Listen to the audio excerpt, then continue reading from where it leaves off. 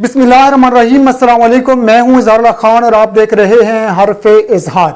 नाज़रीन, मौजू पर बात करने से कबल मैं ये वज़ाहत करना ज़रूरी समझता हूं कि बग़ैर किसी मजहबी मसलकी मुनाफरत के ज़मीनी हक़ाइक़ और शवाहिद की बुनियाद पर अपना नुक्ते नज़र आपके सामने रख रहा हूँ। यकीनन आप लोगों को उससे इख्तिलाफ़ करने का मुकम्मल हक़ हासिल है।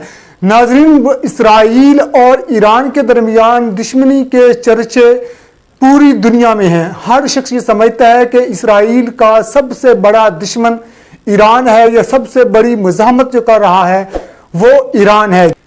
ईरानी इनकलाब के बानी खुमैनी के हिदायत और अहकामात पर रमज़ानुल मुबारक का आखिरी जुमा जुम्मतुल विदा को ईरान के एमा पर दुनिया भर में यौमुल कुद्स मनाया जाता है, जिसमें फ़लस्तीनियों से इजहार यकजहती और बैतुल मुक़द्दस की आज़ादी के लिए तजदीद अहद किया जाता है। अज़्म का इजहार किया जाता है कि वो बैतुल मुक़द्दस को आज़ाद कराएंगे। इस दिन की मुनासबत से वो पूरी दुनिया को ये बावर कराते हैं कि ईरान उम्मत मुस्लिमा का तर्जमान और बैतुल मुक़द्दस की आज़ादी का सबसे बड़ा मुद्दई है। लेकिन हमें देखने में आ रहा है कि 40 साल से ईरान नारे भी लगा रहा है, मुतालबात भी रख रहा है, एहतजाज भी कर रहा है, मजम्मती बयान भी देता है, यहाँ तक कि धमकियाँ भी लगाता है, लेकिन उसके बावजूद अमली इक़दामात करता हुआ हमें नज़र नहीं आता।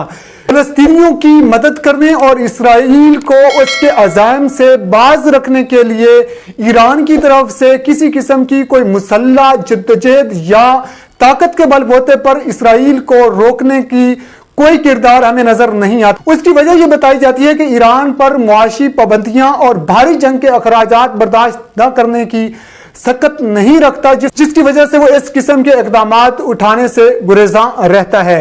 लेकिन हम यही देखते हैं कि ईरान मशरक़ वस्ता में और मुस्लिम ममालिक में वही जंगें प्रॉक्सी वार लड़ता हुआ नजर आता है। भारी अखराजात इस कदर बर्दाश्त कर रहा है कि ईरान की माईशत इस कदर कमज़ोर हो गई कि लोग ईरान हुकूमत की इन पॉलिसियों से बेजार नजर आते हैं और ईरानी अवाम उसके खिलाफ आवाज़ बुलंद करती हुई भी नजर आती है कि शाम में, यमन में, इराक में, दीगर मुस्लिम ममालिक में वो मुसल्लह जद्दोजहद कर रहा है। दुनिया भर के मुस्लिम ममालिक में शिया मलेशिया को मजबूत कर रहा है। हर एक जगह पर वो कार्रवाई करता हुआ नजर आता है। लेकिन इसराइल के अज़ाइम को रोकने के लिए, फ़लस्तीनियों की मदद के लिए, बैतुल मुक़द्दस की आज़ादी के लिए उसकी कोई मुसल्लह जद्दोजहद हमें नज़र नहीं आती। वो सिर्फ बयानात की हद तक मज़म्मत, करारदाद पेश करता हुआ नजर आता है। ये एक इस्लामी मुल्क को हरगिज़ ये ज़ेब नहीं देता कि वो लिबरल फ्रेमवर्क के अंदर रहते हुए दुनिया के वर्ल्ड ऑर्डर के तहत अपना एहतजाज रिकॉर्ड करवाए।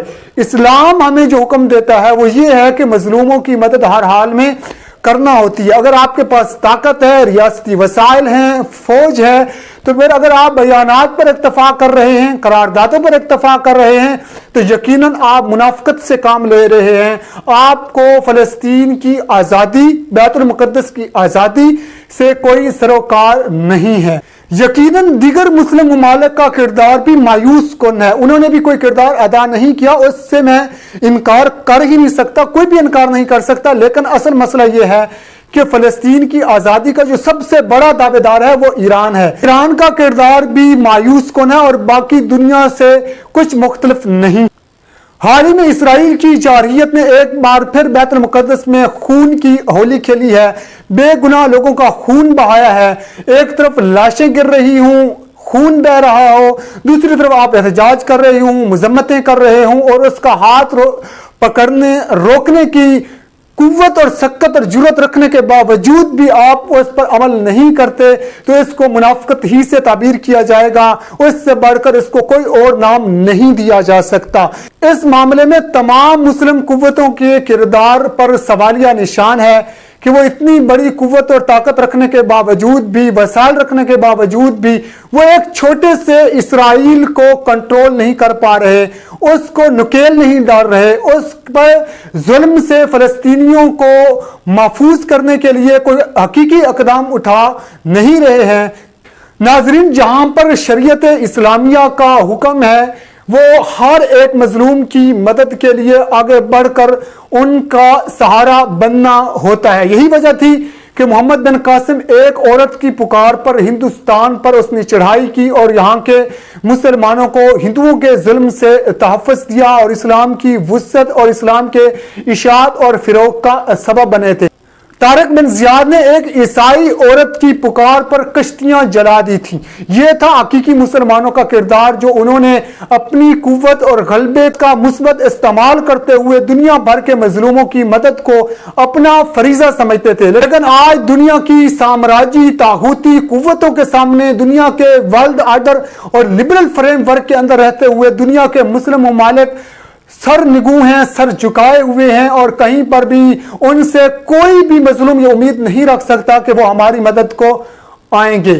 ناظرین، یہ ایک مایوس کن صورتحال ہے. یہ اس وقت تک رہے گی جب تک ہم دنیا میں اسلام کے غلبے کی کوئی حقیقی صورت پیدا نہیں کر سکتے، اسلام کا عادلانہ نظام نافذ نہیں کر سکتے، اسلام کا سیاسی نظام جو کہ خلافت کا نظام ہے، اور دنیا بھر کے مسلمانوں کو ایک جھنڈے تلے جمع کر کے انہیں اس کی چھت مہیا نہیں کرتے، ان کو تحفظ کی گارنٹی دینے والی اس خلافت کا احیاء نہیں کر پاتے جو خلافت 1920 میں خلافت عثمانیہ کے سقوط کے بعد امت مسلمہ محروم ہو گئی تھی. اس خلافت کے قیام ہی سے ہم دنیا بھر کی تمام اقوام، چاہے وہ مسلمان ہوں چاہے وہ غیر مسلم ہوں، انہیں ظلم سے چھٹکارا دلانے کی سعی نہیں کرتے. اس وقت تک ہم صرف تماشا ہی دیکھ سکتے ہیں، صرف آہیں بھر سکتے ہیں، صرف سسکیاں بھر سکتے ہیں، صرف ہم نوحہ کر سکتے ہیں. اس کے علاوہ ہم کچھ کر نہیں پائیں گے، نہ ہی ہمارے اختیار میں کچھ آئے گا.